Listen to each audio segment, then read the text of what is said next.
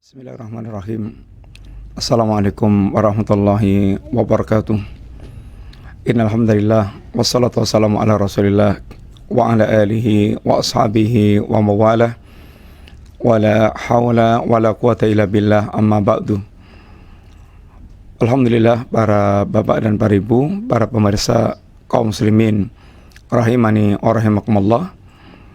Kita bersyukur kepada Allah Subhanahu wa taala dan senantiasa kita bersyukur kepada Allah Ta'ala atas segala limpahan nikmat dan karunia-Nya Allah kepada kita.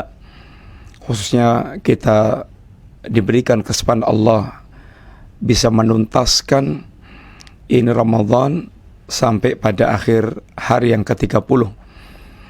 Semoga Allah senantiasa terus memberikan taufiknya pada kita, ini selalu dalam atau di atas siratal mustaqim sampai kita nanti menghadap Allah Subhanahu wa taala. Bapak sekalian, melanjutkan pembahasan kita dari kitab Situ Durar. Kita kemarin pada pembahasan Al-Aslur Rabi, ini pembahasan pokok yang keempat atau prinsip yang keempat dari prinsip dari para ulama Ahlussunnah wal Jamaah. Prinsip yang pertama adalah ikhlasuddin lillah, mengikhlaskan agama semata-mata hanya untuk Allah Ta'ala. Ini adalah tuntutan untuk mentauhidkan Allah dan mendakwahkan tauhid. Tuntutan untuk mentauhidkan Allah dan mendakwahkan yakni tauhid. Yang kedua, itu at-tariqu wahidun, bahwa jalan itu hanya satu, tidak dua, tidak tiga, hanya satu. At-tariqu wahidun, yaitu jalan menuju Allah hanya satu, yaitu Islam, dan itu satu-satunya, tidak ada jalan lain selain itu. Dan yang dimaksudkan adalah Al-Quran dan As-Sunnah, risalah yang dibawa oleh Rasulullah SAW. Syaitan menipu manusia dengan banyaknya jalan alternatif yang didakwahkan sebagai jalan yang akan mengantarkan kepada tujuan. Sebagaimana digambarkan oleh Nabi dalam hadis, kita menjelaskan tentang hakikat siratal mustaqim.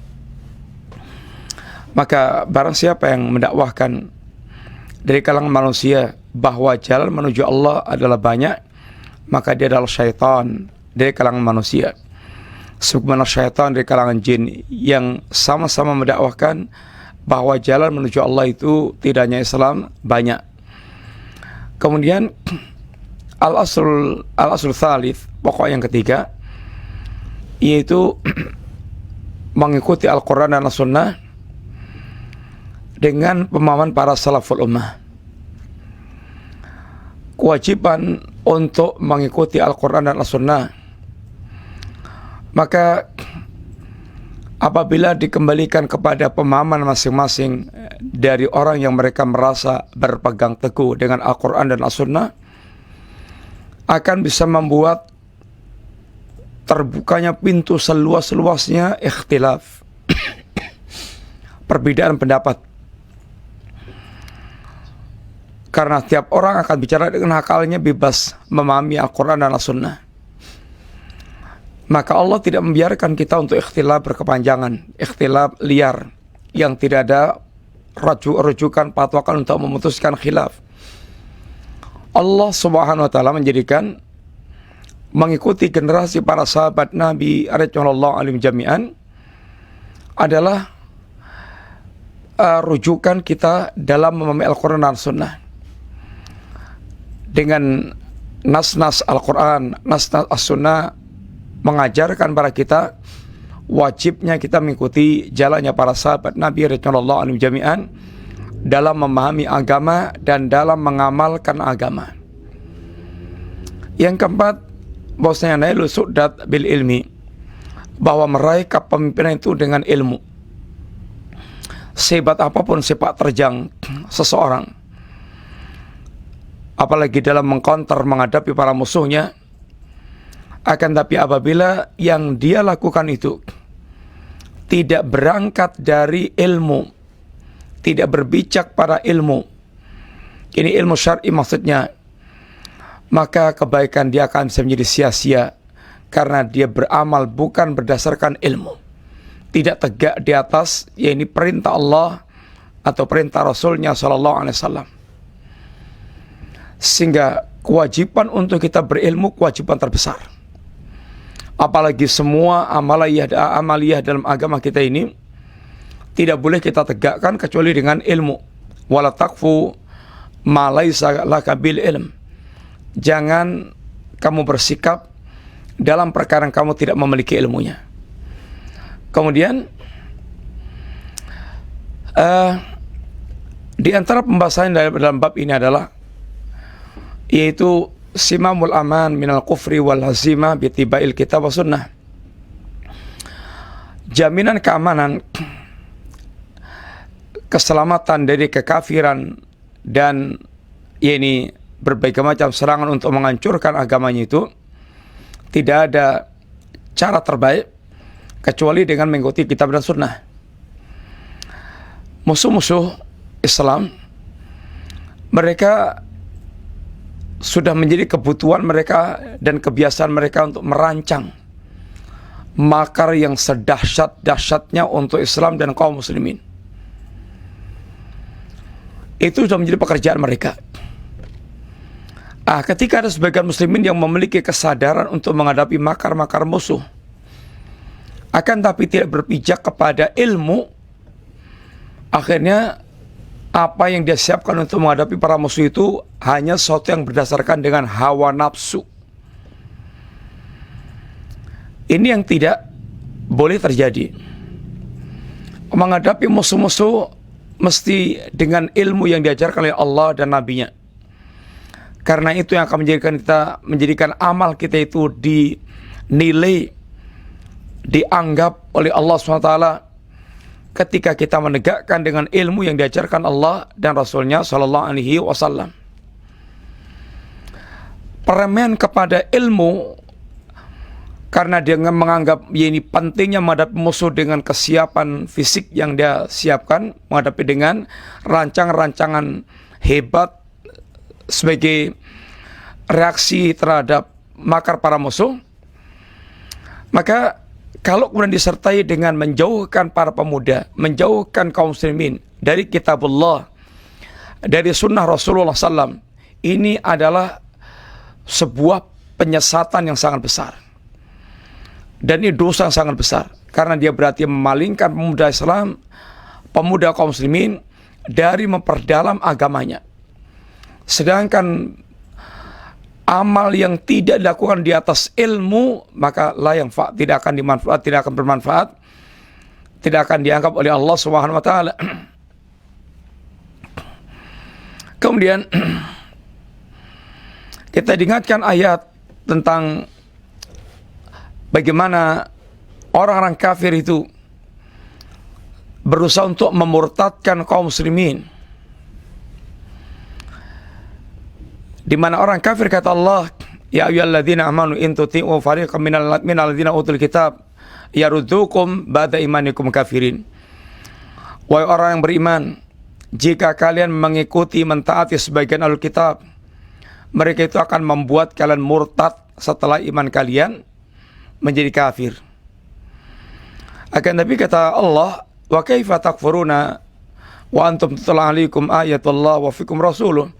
Bagaimana Anda akan bisa dikafirkan sedangkan kepada kalian senantiasa dibacakan ayat-ayat Allah dan di tengah-tengah kalian ada Rasulullah SAW. Selama kita i'tisam bihablillah, selama kita betul-betul berpegang teguh dengan tali agama Allah dan sunnah nabinya, maka kita dijamin untuk senantiasa di atas siratal mustaqim dan selamat dari berbagai macam upaya pemurtatan ini Alkitab. Di sini sebagaimana yang telah kemarin disampaikan, ayat tersebut menjelaskan kepada kita bahwa Rasulullah SAW atau Allah menjelaskan penjaga yang betul-betul akan menjaga seseorang, menjaga agama seorang, menjaga ini agama seorang, atau terjaganya orang yang mereka betul-betul mengikuti Al-Quran dan As-Sunnah. Terjaganya orang-orang mereka betul-betul mengikuti Al-Quran dan As-Sunnah dari kekafiran. Ini dari kekafiran. Kemudian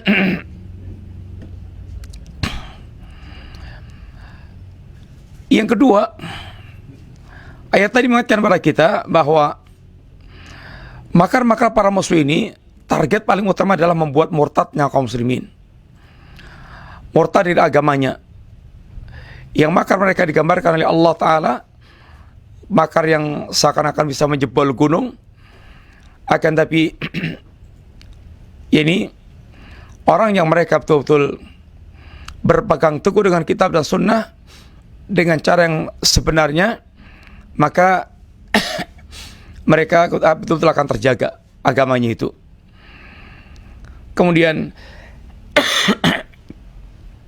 Allah Subhanahu wa taala menetapkan bahwa kemenangan itu ada pada Rasulnya dan para pengikut Rasulnya. Sebagaimana Allah katakan, kataballahu la aghlibanna ana wa rasuli. Allah Subhanahu wa taala telah membuat ketetapan bahwa Allah akan memenangkan, benar-benar kemenangan itu ada pada saya dan para rasulku. Saya dan para rasulku. Utusan Allah pasti dia menang. Karena para utusan Allah maksudnya para jundullah. Wa inna jundana lahumul ghalibun. Dan para pasukanku, para tentaraku pasti mereka itu menang. Dan para pengikut Nabi dari kalangan kaum mukminin, inna lanansuru rusulana walladzina amanu fil hayati dunya wa yawma yaqumul ashhad. Sesungguhnya kami Allah akan menolong para rasul kami dan orang yang mereka beriman dalam kehidupan dunia dan yakni kehidupan dan nanti saat ketika mereka tegaknya para saksi dari kiamat kelak. Maka kemenangan ini, pertolongan Allah akan berikan pada para rasulnya dan kaum mukminin yang senantiasa menjadi pengikut para rasul utusan Allah Subhanahu wa taala. Antuma wa man ittaba'ukuma al-ghalibun. Ketika Allah bicara tentang Nabiullah Musa dan para pengikutnya, Allah memberikan jaminan bahwa Anda dan para pengikut Anda pasti akan menjadi orang yang yaitu mengalami kemenangan. Kemudian telah kita bahas juga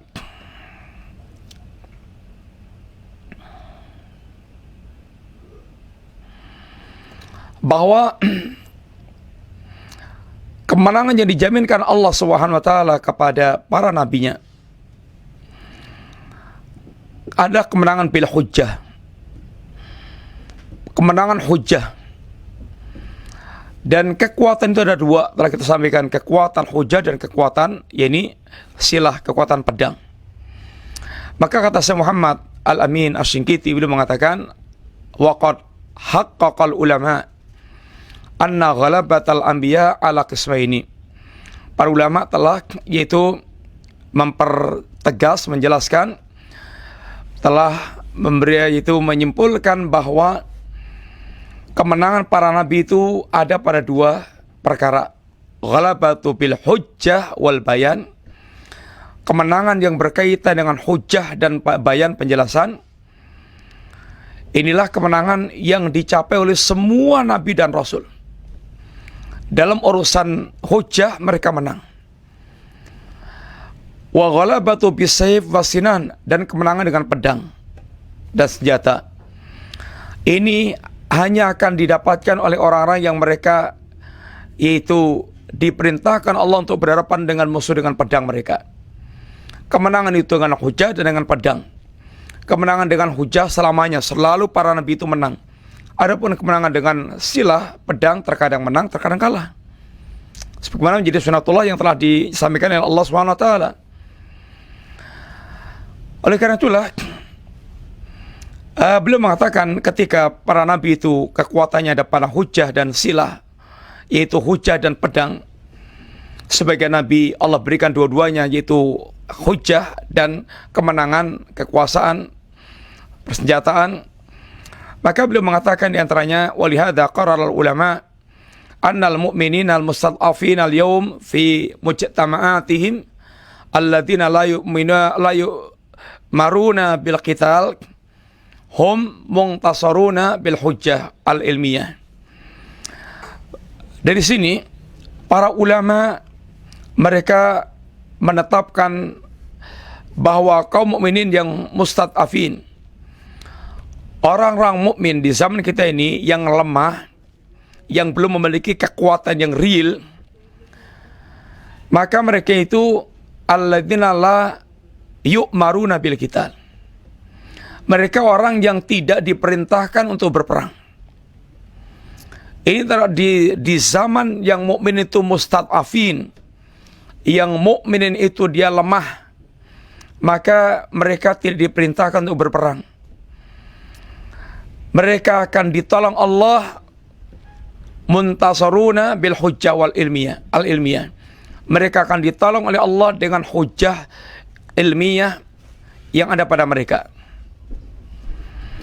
Adapun yang memiliki kekuatan, maka itu yang diperintahkan Allah untuk berjihad, berperang.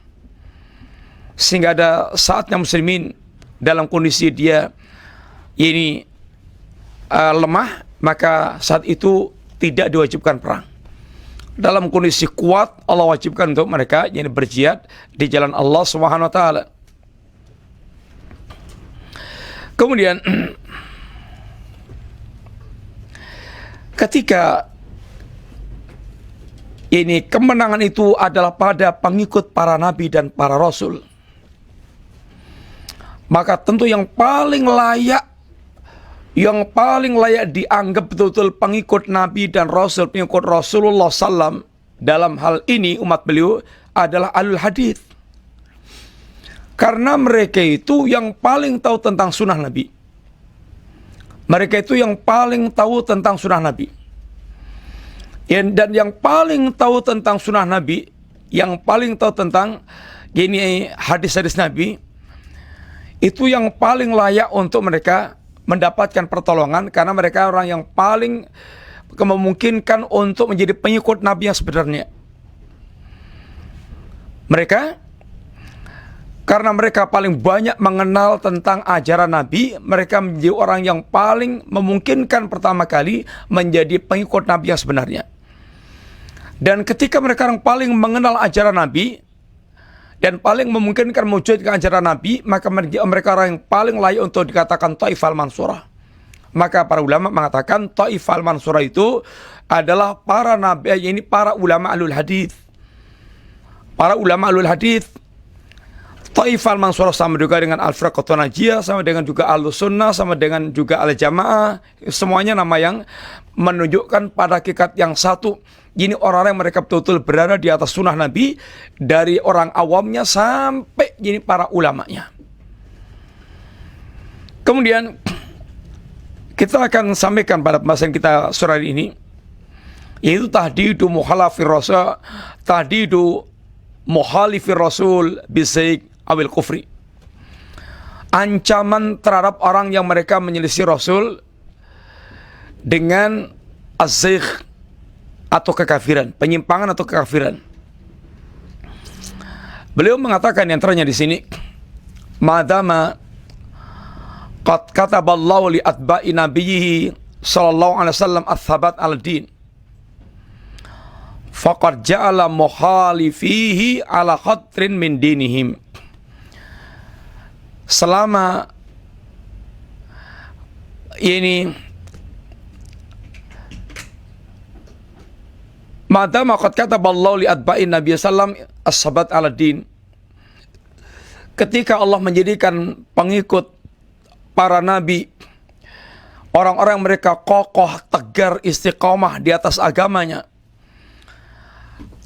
Allah tetapkan bagi mereka sebuah kemenangan dan pertolongan Allah SWT.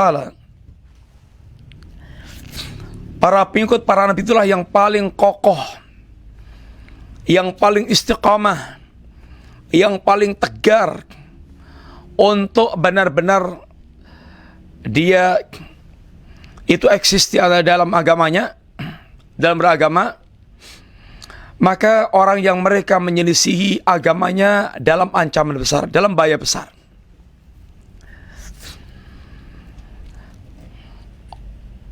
Yang Allah katakan di antaranya, wa idza qila lahum ta'alu ila ma anzalallah wa ila rasuli ra'aital munafiqina yasuduna anka sududa.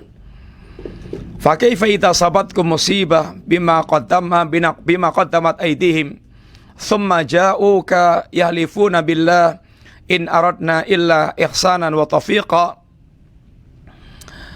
Dan ketika dikatakan kepada mereka orang munafik itu, marilah kita mengikuti apa yang diturunkan Allah atau yang mengikuti apa yang diajarkan Allah dan diajarkan Rasulnya Sallallahu Alaihi Wasallam.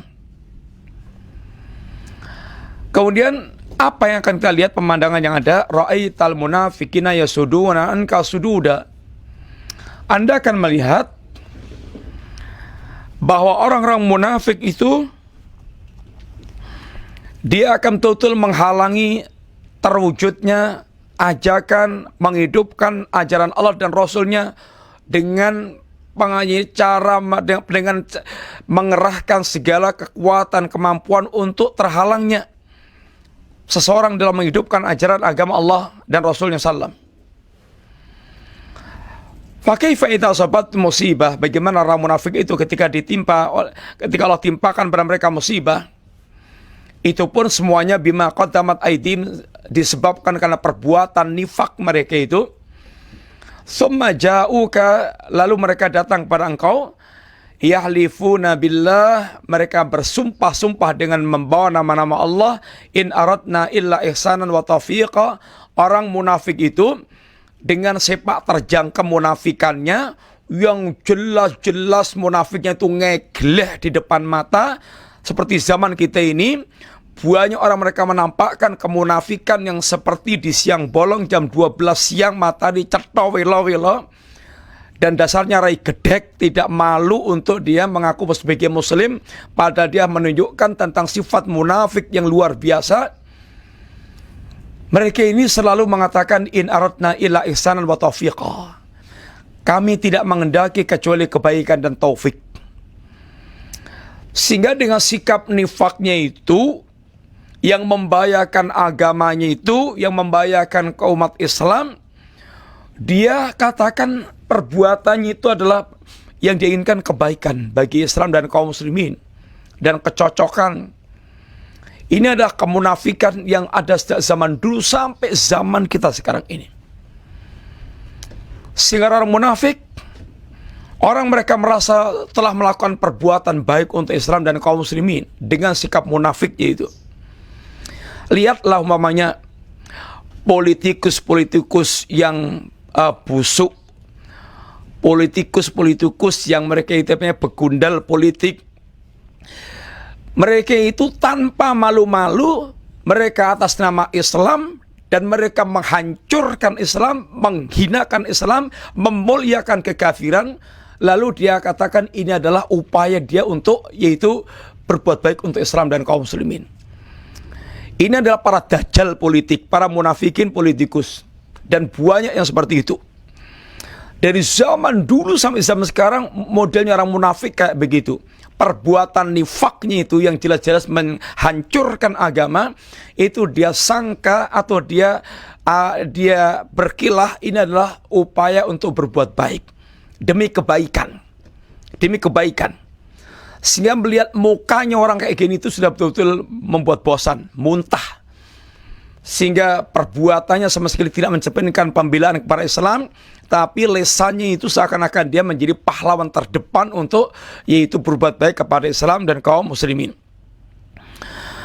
Berkata Al-Imam Ibnu Qayyim, beliau mengatakan, tawa'adahum bi'annahum idza asabat musibah fi uqulihim wa adyanihim wa basairihim wa abdanihim wa amwalihim bisababi i'radhim amma ja'a bi ar-rasul sallam wa tahkimuna ghairihi wa tahakum ilaihi kama qala ta'ala fa in tawallaw fa'lam annama yuridu Allah ayusibahum bi ba'dhi dzunubihim i'tadaru bi annahum innama qasadul ihsan wa taufiq. Beliau mengatakan Allah mengancam kepada orang-orang yang mereka itu ketika mereka itu ditimpa musibah yang menimpa akal mereka, menimpa agama mereka, menimpa penglihatan mereka, menimpa badan mereka, menimpa harta mereka, dengan sebab berpalingnya mereka dari ajaran Nabi dan bertahkimnya wa tahkimu ghairihi, ya, dan dengan sebab mereka wa tahkimi ghairihi, dan dengan sebab mereka bertahkim kepada selain hukum Allah, wa tahakum ilaih, dan mereka berhakim dengan perkara itu, sebagaimana yang Allah katakan, fa in tawallau fa'lam annama yuridullahu ayusibahum bi ba'di dzunubihim. Kalau mereka itu berpaling, maka ketahuilah bahwasanya Allah ingin menimpakan sebagian dosa yang mereka lakukan. Allah ingin merasakan dampak dosa yang mereka lakukan, sehingga mereka tertimpa yaitu musibah-musibah yang merupakan azab dari Allah untuk merasakan sebagian perbuatan mereka. Ketika mereka mendapatkan musibah-musibah seperti itu, maka mereka mengambil udzur, beralasan bahwasanya mereka yaitu beralasan apa yang mereka lakukan itu tujuannya adalah kebaikan, ihsan wa taufik, kebaikan dan kecocokan. Ini adalah sifat orang-orang munafik. Para pemirsa, Allah Subhanahu wa taala mengancam orang mereka menyelisih ajaran Rasulullah sallallahu alaihi wasallam dengan ancaman fitnah. Dan ancaman azab. Falyahdharil ladzina yukhalifuna an amri an tusibahum fitnatun aw yusibahum adzabun alim.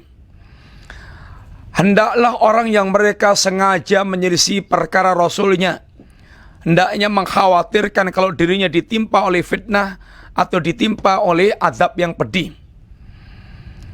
Ketika ditanyakan fitnah apa itu? Fitnah riddah wal kufri. Al-Imam Ibnu Katsir menerangkan fitnah yaitu kekafiran, fitnah kemunafikan, fitnah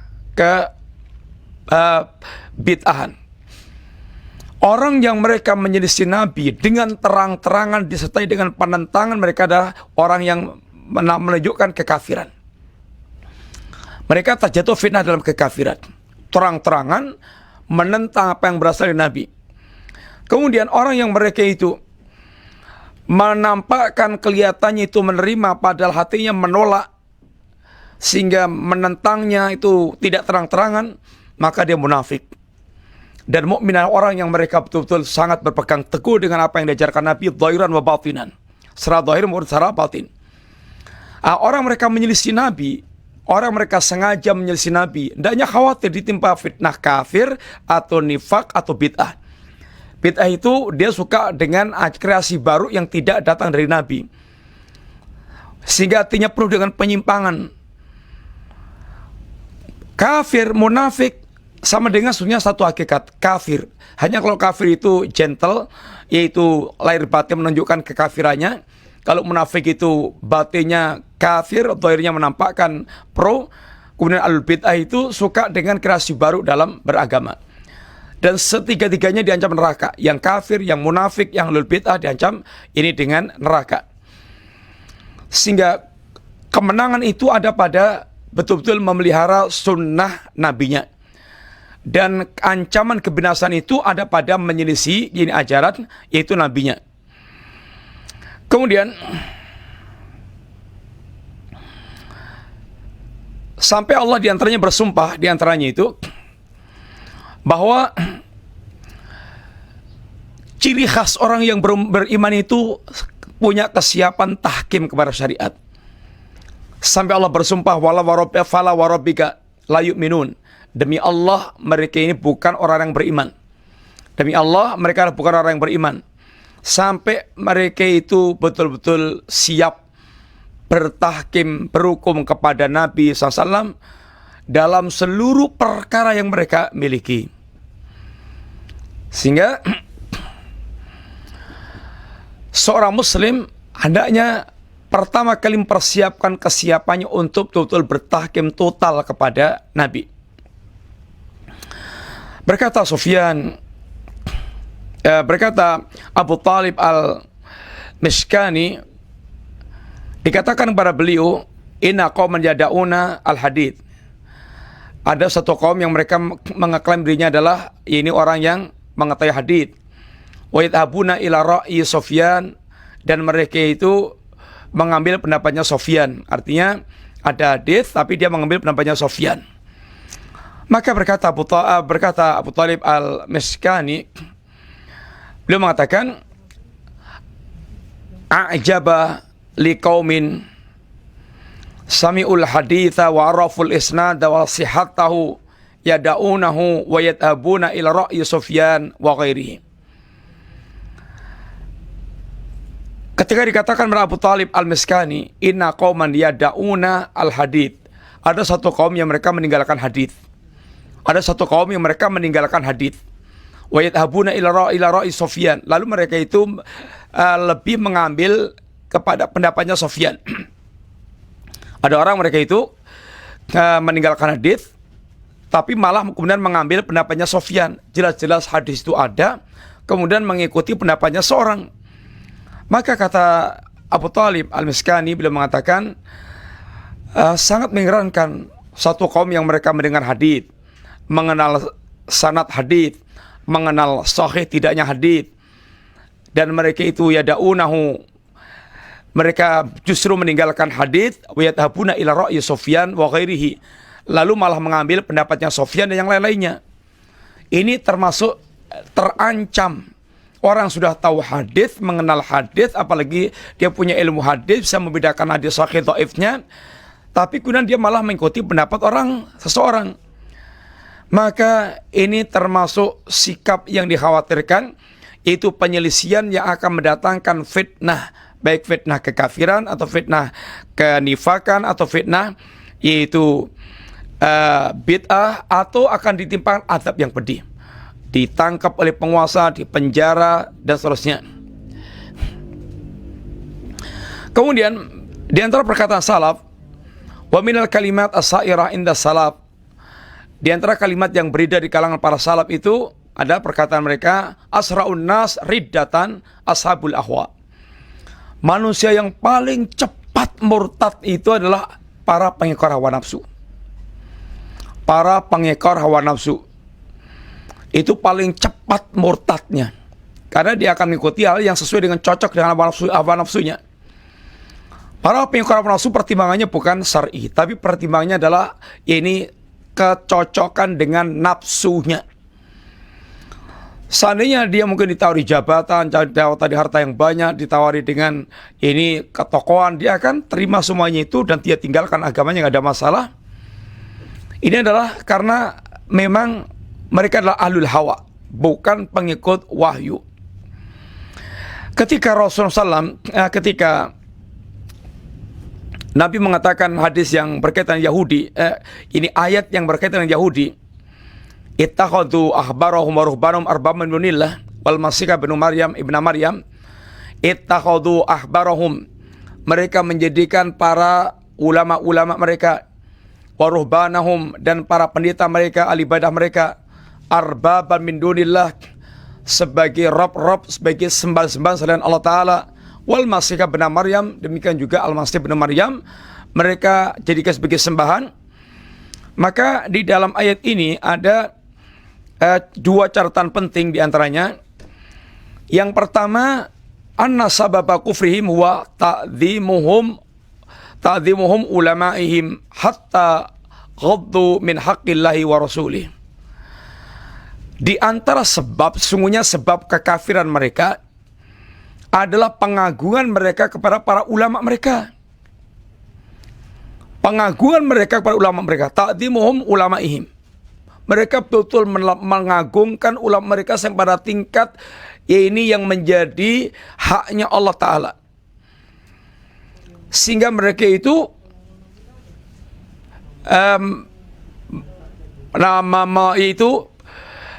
telah meletakkan makhluk kepada kedudukan Allah Ta'ala, bersikap ghulu.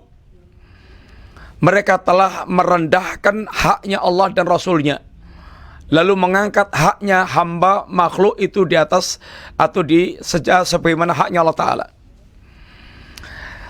Ini ketika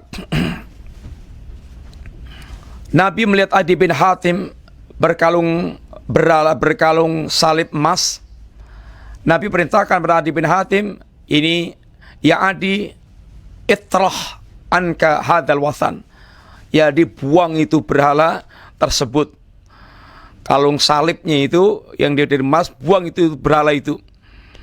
Kemudian sami itu yakra, Lalu aku dengar kata Adi Nabi membaca aku dengar Nabi membaca ayat ittakhadhu ahbarahum wa ruhbanahum arbaba min dunillah. Ini amma innahum lam yakunu yabudunahum walakinnahum kanu idza ahallu lahum syai'an istahallu wa idza harramu alaihim syai'an haramuhu. Mereka menyembah para pendeta ulama dan mereka itu bukan karena mereka itu nampak sujud kepada para pendeta mereka. Tetapi yang dimaksud yang menyembah mereka adalah mereka menghalalkan apa yang mereka menghalalkan sesuatu yang mereka halalkan, mengharamkan sesuatu yang mereka haramkan. Mereka, para ulama mereka menghalalkan yang Allah haramkan, mengharamkan yang Allah halalkan, lalu mereka ikuti ulama tersebut. Maka ini masuknya adalah yaitu menyembah kepada para ulama tadi. Kemudian dalam ayat tadi ketika Allah bercerita tentang penyimpangan, hanya dua tipe yang diambilkan, Yahudi Nasrani. Yahudi Nasrani. Ittakhadhu ahbarahum wa ruhbanahum. Mereka telah menjadikan para ulama mereka dan para pendeta mereka. Ini Yahudi dan Nasrani. Di antara faedahnya bahwa umat ini akan terjebak dalam penyimpangan yang sama dengan yang penyimpangan umat ini ada pada dua model itu. Model Yahudi, model Nasrani. Model Yahudi orang mereka yang berani dengan syariat, lancang dengan syariat, membunuh para nabi, mengingkari ajaran para nabi, pelecehan dan perendahan pada para nabi. Ini Yahudi. Sedangkan Nasrani pengagungan ibadah yang penuh dengan sikap hulu, sampai yaitu mereka menzalimi diri mereka sendiri. Model umat ini akan seperti dua model yang telah berlalu itu. Kalau enggak modelnya Yahudi, modelnya Nasrani. Yang terjangkit penyakit ifrat, hulu, modelnya orang Nasrani hulu, dan tafrid orang Yahudi yang mereka yaitu meremehkan atau melecehkan, ini berbuat yang tidak layak berkaitan agama ini. Sehingga bersikap dengan Rasul itu atau kewajiban seorang muslim adalah yang mereka inginkan kejayaan adalah mereka betul-betul hendaknya mengikuti ajaran nabinya sallallahu alaihi wasallam, karena kebinasaan dan kehancuran itu bersama dengan menyelisih para nabinya. Yang Nabi katakan fa inna ma halaka man kana qablakum bi kasrati su'alihim wa ikhtilafihim ala anbiya fa idza nahaitukum anhu an syai'in fastanibuhu wa idza amartukum bi syai'in fa'tu bihi minhu mastata'tum.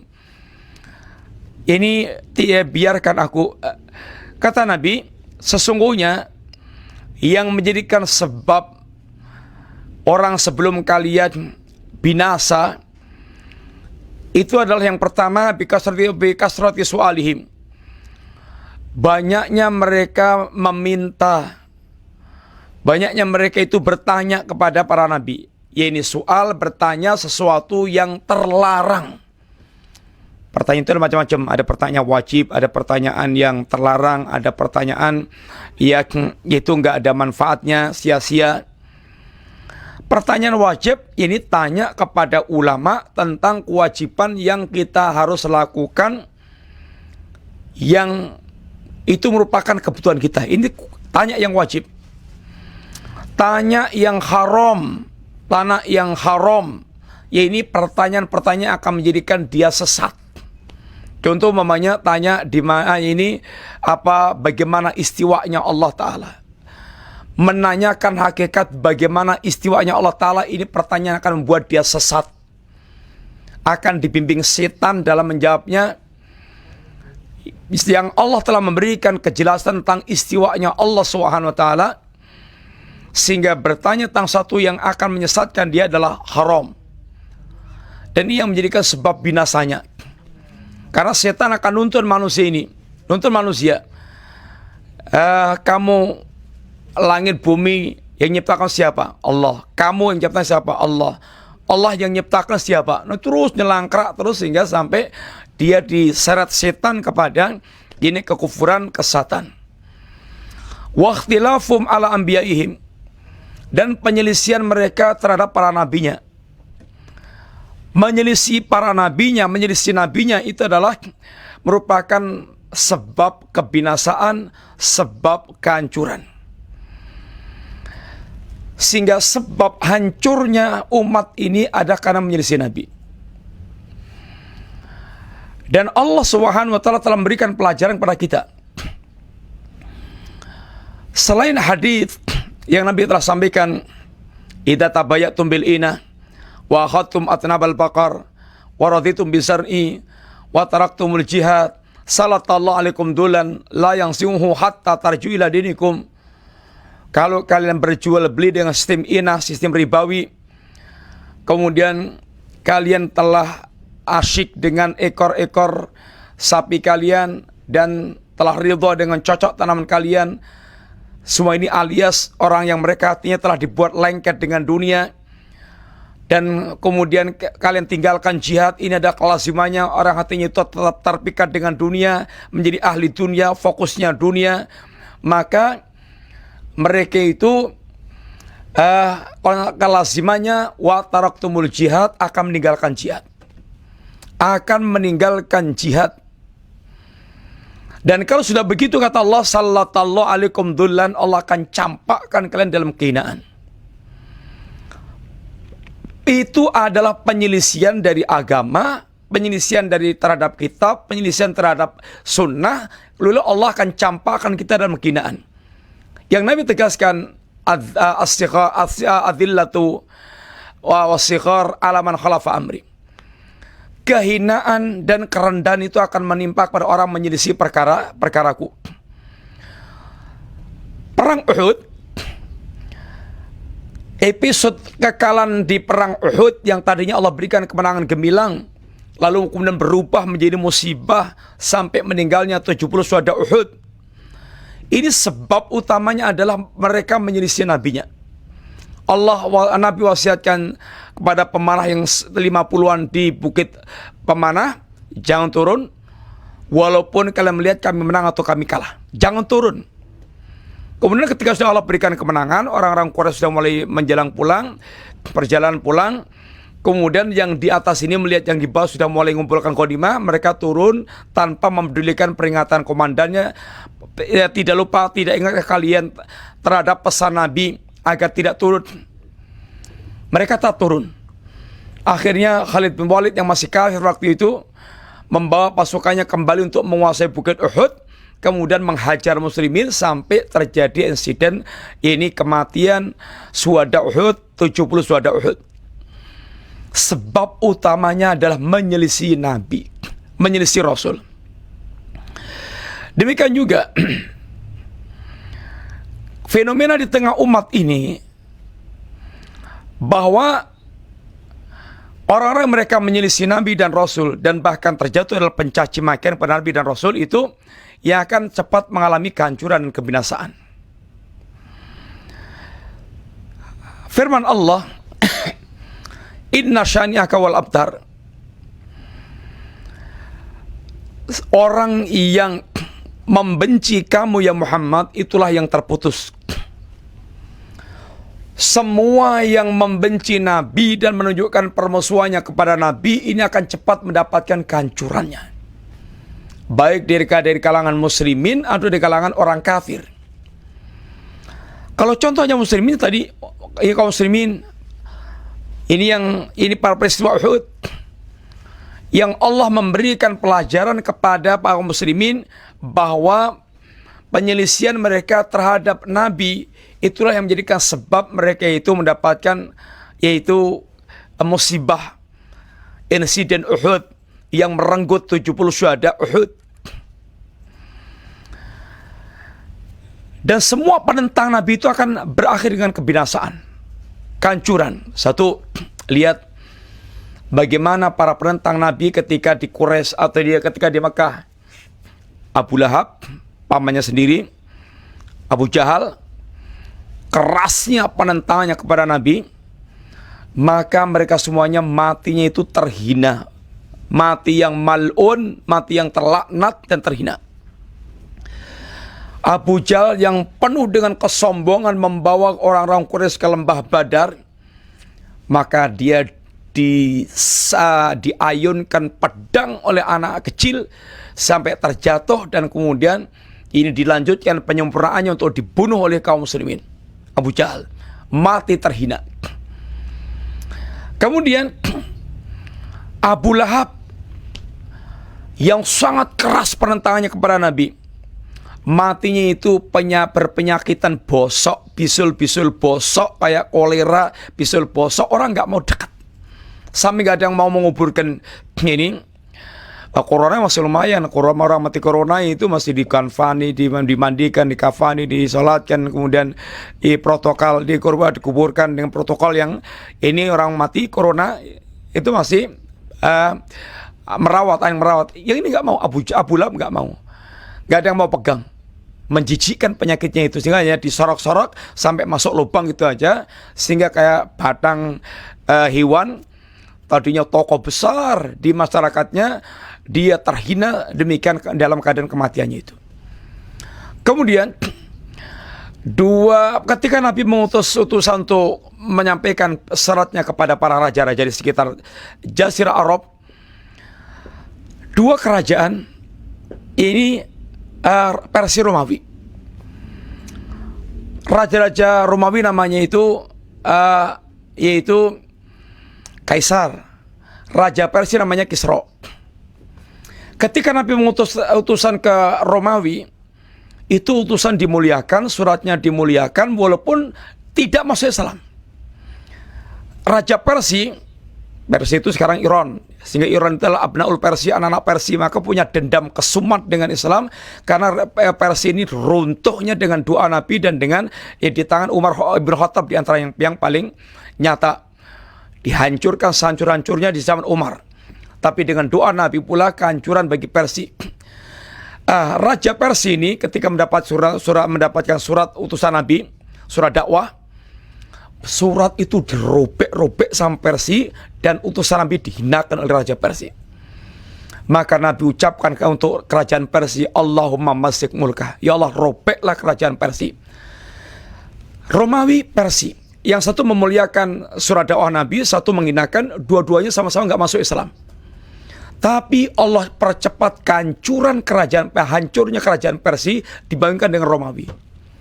Setiap yang membenci Nabi dan menghinakan Nabi, menentang Nabi, itu akan cepat mengalami kebinasaan, kehancuran.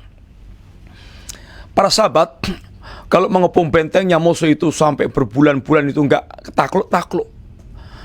Lalu tahu-tahu di antara mereka itu ada yang terdengar suara mencaci maki Nabi. Para sahabat gembira.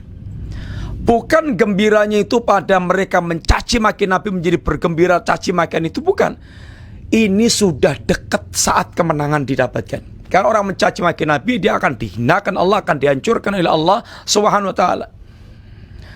Sehingga sekali lagi, bahwa kunci kemenangan itu ada pada ketaatan kita kepada Nabi. Bagaimana ajakan kita berjuang menegakkan Islam, mencapai kejayaan Islam, lalu tidak peduli dengan akidah tauhid dan sunnah nabinya, tidak peduli dengan syirik dan bid'ah-bid'ah yang dilakukannya. Kemenangan apa yang akan kita harapkan dari kita menjauhkan dari sunnah Nabi, bahkan melecehkan sunnah Nabi dalam kehidupan kita? Para pemirsa, ini singkat yang kita sampaikan berkaitan dengan bab tersebut, sehingga mudah-mudahan Allah menjadikan kita orang yang betul-betul sangat perhatian dengan sunnah Nabi, dengan ajaran Nabi, dan itu berkaitan dengan ilmu. Kita mesti mendalami agama, sehingga kuncinya kita adalah faham agama, lalu kita dituntut untuk mengamalkan agama. Itu yang akan membawa kepada kejayaan, kemuliaan, kemenangan. Apabila kita menyelisih agama, maka inilah pangkal kehinaan kita. Demikian, wallahu bishawab. Ada pertanyaan, Ustadz? Ustadz mau bertanya, jika kita mau minta maaf ke saudara kita karena pernah menggibahinya, apakah harus mengaku bahwa kita pernah gibah atau boleh hanya bilang maafkan kesalahan saya atasmu, barakallahu fiik? Yang pertama, Bismillahirrahmanirrahim, berkaitan dengan ketaubat kita yang menyangkut haknya para hamba Allah itu syaratnya 5 tambah 1. 5 itu 1 ikhlas, kedua ikhlas karena Allah taubatnya itu, yang kedua menyesal, yang ketiga meninggalkan perbuatannya, dan yang keempat berazam untuk tidak mengulangi, yang kelima yaitu dilakukan di zaman masih dibukanya pintu tobat. Kalau berkaitan haknya Adam, tambah satu, menyelesaikan urusan haknya anak Adam. Ini sulitnya kita membuat kesalahan dengan anak Adam. Coba kalau kita ghibah kepada 100 orang, susah menyelesaikannya itu. Atau mengembalikan harta yang kita curi, harta yang kita korupsi, harta yang kita ambil, dikembalikan. Berkaitan dengan menunaikan haknya anak Adam ini, maka ada yang harus kita kembalikan, kayak harta umpamanya, kita kembalikan. Seandainya mengembalikan harta itu langsung kepada pemiliknya itu bisa menimbulkan bahaya. Umpamanya dia pernah maling hartanya, lalu dia tobat, lalu dia datang kepada orangnya, mengaku dia yang maling, khawatir dibeleh, dibunuh, maka bisa lewat perantara, atau dia bisa infakkan, kalau tidak lagi mendapatkan orangnya, bisa dia infakkan lewat dia lewat atas nama, dia infakkan atas nama orang yang punya harta itu. Ghibah, kalau kita beritahukan pada dia itu nanti bisa menimbulkan madarat, maka ya paling tidak kita minta maaf kepada dia. Kemudian kita berusaha untuk mengharumkan nama dia yang dulu kita pernah ghibah dengan siapa, maka kita harumkan nama dia. Kalau kita pernah menyampaikan di majelis tentang seorang menjatuhkan padahal mereka nggak layak dijatuhkan, maka kita punya kewajiban pula di majelis untuk mengangkat nama dia, mengharumkan nama dia. Sehingga bagaimana kita yaitu mengembalikan nama dia adalah baik di mata orang yang kita sampaikan ghibah kepada orang tersebut. Wallahu a'lam bishawab. Ustaz, apakah jika seseorang mencaci maki ulama, apakah berlaku hal yang sama, yakni orang ini dekat dengan kehancurannya? Syukran. Katakan oleh para ulama, luhumul ulama masmumah. Dagingnya para ulama itu beracun. Kalau Anda ghibah, mencaci maki muslim, fasik, ghibah seorang muslim, umpamanya dighibah dengan caci maki, atau mencaci maki langsung, lebih lagi mencaci maki langsung berarti pemberani dia. Ini adalah makan dagingnya ulama itu adalah beracun. Dagingnya ulama itu beracun. Maka orang yang mereka mencaci maki ulama, menghibah ulama, mencaci maki ulama, ya siap-siap dia itu berarti nenggak racun atau dia nguntal racun, siap untuk dia menunggu saat kehancurannya. Bedakan antara mencaci maki ulama dengan kewajiban ulama menerangkan, memaparkan tentang kesalahan seorang ulama. Apalagi ulama yang diikuti. Ahlul bid'ah umpamanya, dia ahlul bid'ah, pengikutnya banyak, menyebarkan kesesatan, kemudian kita ulama umpamanya dan punya pengaruh, maka boleh kita menerangkan tentang kesesatan orang tersebut, dan itu bukan ghibah, bukan mencaci maki, menerangkan kesalahannya. Menerangkan kesalahannya. Dan menerangkan kesalahannya ini juga tujuannya untuk menyelamatkan umat, menyelamatkan orang yang berbuat salah, jangan sampai berlarut-larut dalam kesalahan sehingga dosanya tumpuk undung diikuti oleh manusia karena sesat melalui dia, sehingga tujuannya pun adalah kebaikan, kesayang, cinta, kasih kepada yang berbuat salah. Mencaci maki ulama ini sangat berbahaya. Luhumul ulama masmumah, dagingnya ulama itu beracun. Mana? Habis? Udah? Cukup, semoga manfaat. Demikian sekalian. Wassalamualaikum warahmatullahi wabarakatuh.